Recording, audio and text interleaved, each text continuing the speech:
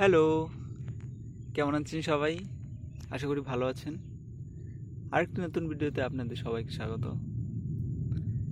এটি ভিয়েনার ক্রিস, যেটি আমি লাগিয়েছিলাম সেপ্টেম্বরের ফার্স্ট উইক, 1-2 তারিখ। আজকে গাছের বয়স 20-25 দিন, 20-22 দিন হবে, এরকমই হবে। পারফেক্ট ডেটটি আমার মনে নেই। দেখুন গাছে কি পরিমাণ জালি চলে এসছে। আপনারা যদি ভালো করে দেখেন, এবং সমস্ত জালি ফলে কনভার্টও হচ্ছে। দেখুন প্রতিটি গিটেই ফল চলে এসছে, প্রতিটি গিটেই ফল। আপনাদের আমি ভালো করে লক্ষ্য করাই, একদম নিচ থেকে ফল আসছে। অতিরিক্ত বৃষ্টির কারণে এই গাছের গ্রোথ হয়নি। দেখুন আপনারা, গাছ বেশি বড় হয়নি, মাত্র গ্রোথ শুরু হয়েছে এখন। কারণ উত্তরবঙ্গে আপনারা জানেন বিগত 7 দিন থেকে এত পরিমাণ বৃষ্টি যে ঘরের বাইরে বেরোনো মুশকিল। এই মাত্র 2 দিন হলো বৃষ্টি কমেছে। আমাদের এখানে সারা বছরে যে বৃষ্টি হয়নি, সেই বৃষ্টি এই 2-3 দিনে হয়ে গেল। এই বৃষ্টিতে পুরো গাছ, পুরো জমি জলের নিচে ছিল। এই যে বেড আপনারা দেখতে পাচ্ছেন, এগুলো সমস্ত বেড ডুবে গিয়েছিল। আমি তো ভেবেছিলাম এই প্রজেক্ট হবে না, কিন্তু দেখি এই প্রজেক্ট এখন মোটামুটি এখন ঠিক আছে আর কি। এতটাই খারাপ কন্ডিশনে ছিল, আমি ভাবতেই পারিনি যে এত বৃষ্টি এই সেপ্টেম্বরের শেষ উইকে হবে। কিন্তু তবুও গাছে যে পরিমাণ জালি আপনারা দেখতে পাচ্ছেন, সেগুলো সমস্ত জালি হয়তো বা ফলে কনভার্ট হবে, দেখে আমার সেটাই মনে হচ্ছে। আপনারাও দেখতে পারেন। এটি হলো ভিয়েনার ক্রিসের বিশেষত্ব।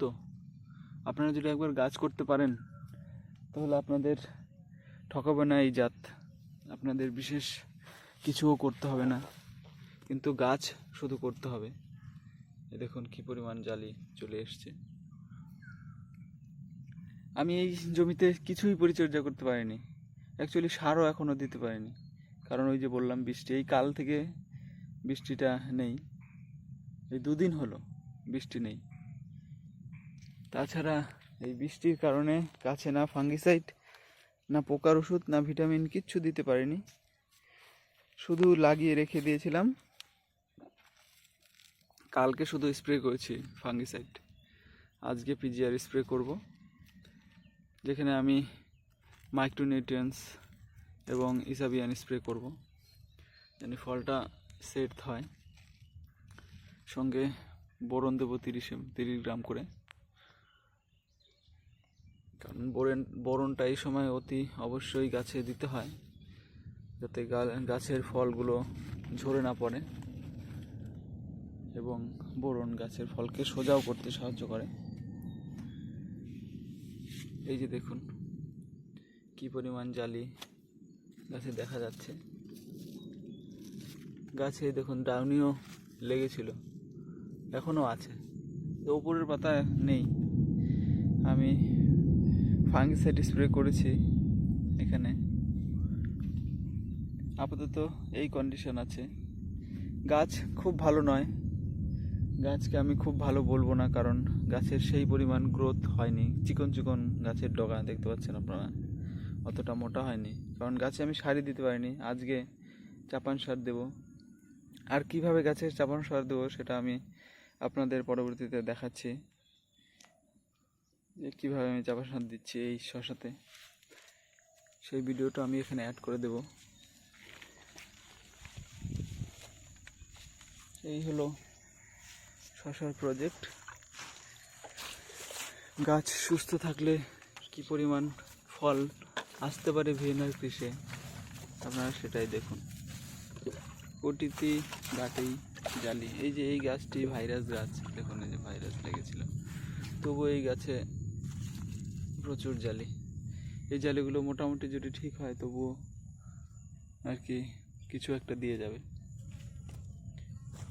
যে পলিনেশন হচ্ছে মৌমাছি ছাড়াও তো চলবে না।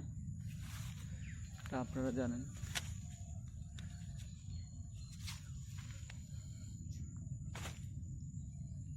এই ছিল আপডেট।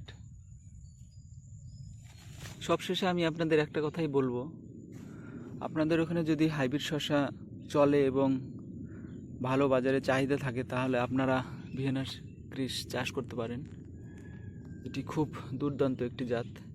কিন্তু হ্যাঁ, একটা জিনিস মাথায় অবশ্যই রাখবেন, আপনাদের আশেপাশে যদি পুরনো গাছ থাকে, জমির আশেপাশে যদি পুরনো শসা গাছ বা ভাইরাসযুক্ত কোনো বেগুন গাছ বা করলা গাছ এগুলো যদি থাকে, তাহলে আপনারা অবশ্যই হাইব্রিড এই ভিয়েনার ক্রিস লাগাবেন না। কারণ তাহলে আপনাদের শসায় ভাইরাস আক্রান্ত হয়ে যাবে এবং আপনারা লাভবান তো দূরের কথা, লস হবে আপনাদের।